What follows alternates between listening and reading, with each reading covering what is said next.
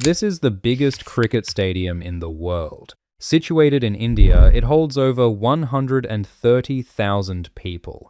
It is an enormous, magnificent structure. And look at its parking, a long rectangular lot running roughly 300 meters long and 50 meters wide. Now, look at this. This is just an average Walmart parking lot. It is nearly 4 times bigger. A single big box store in a random American town, with more parking than the largest sports stadium on Earth. And nobody finds that strange, because in America, that's just Tuesday. From the air, American cities look different than cities anywhere else on Earth. You can feel it before you can name it. Something is off. Too much gray. Too much empty space between buildings. Too much flatness where there should be density and life. That gray is parking. The United States has an estimated 800 million parking spaces. 800 million. That is roughly 3 parking spots for every single car currently registered in the country. We have not built enough housing for our people, not enough hospitals, not enough schools in the right places. But we have absolutely, unambiguously, built enough parking. We have built a surplus of parking so vast that by some estimates, the total area of American parking is larger than the state of Connecticut. An entire state paved over, left empty, waiting for cars.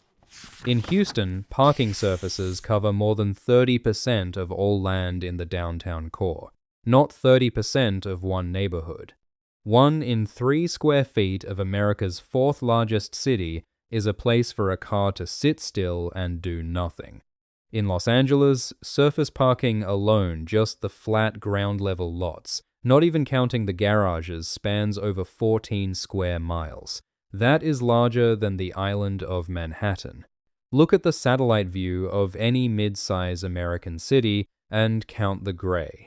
Count how much of what could be a neighborhood, a park, a block of homes, is instead a flat, featureless holding pen for vehicles. We did not stumble into this. We chose it. We wrote it into law. And we are still living inside the consequences.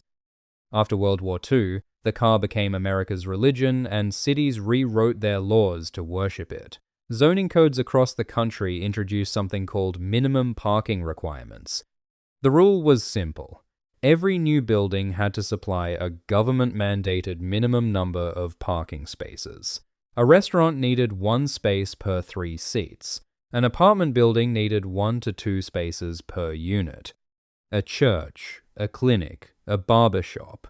Every single one required to show up with its own private parking lot whether tenants needed it or not. This seemed logical in 1955. It became a catastrophe by 2025. Here's the math. 1 parking space takes roughly 330 square feet. Factor in the driving lanes, and you're at about 400 square feet per car. Require 200 spaces for a mid-sized store that's 80,000 square feet of land, doing nothing but holding still metal. This land consumption breaks cities in 2 very specific ways. First, it forces sprawl. When every building must bring a sea of parking, buildings can't sit close together. Density becomes illegal. You end up with the wide, flat, hostile geography that defines so much of America where everything is technically near something, but nothing is walkable to anything.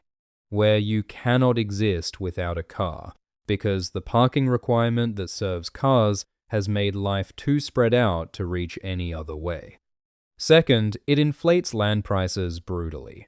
Here's the paradox. Parking lots devour huge amounts of urban land, which creates an artificial scarcity of buildable parcels. That scarcity drives prices up for everything around it. Developers who want to build housing are bidding against parking operators who run a near-empty lot with almost zero overhead and still turn a profit. Land becomes expensive. Construction becomes viable only at the luxury end, and the housing crisis deepens not despite the parking, but because of it. A parking lot is a dead zone. No windows, no doors, No reason to stop, to linger, to talk to a stranger. A parking garage is a blank wall that can swallow half a block, its back turned on the neighborhood like it's ashamed to be there. These structures don't just waste land, they kill the life of a street. They turn potential destinations into places you pass through to get somewhere else. But cities are beginning to push back. Minneapolis eliminated minimum parking requirements citywide. San Francisco followed.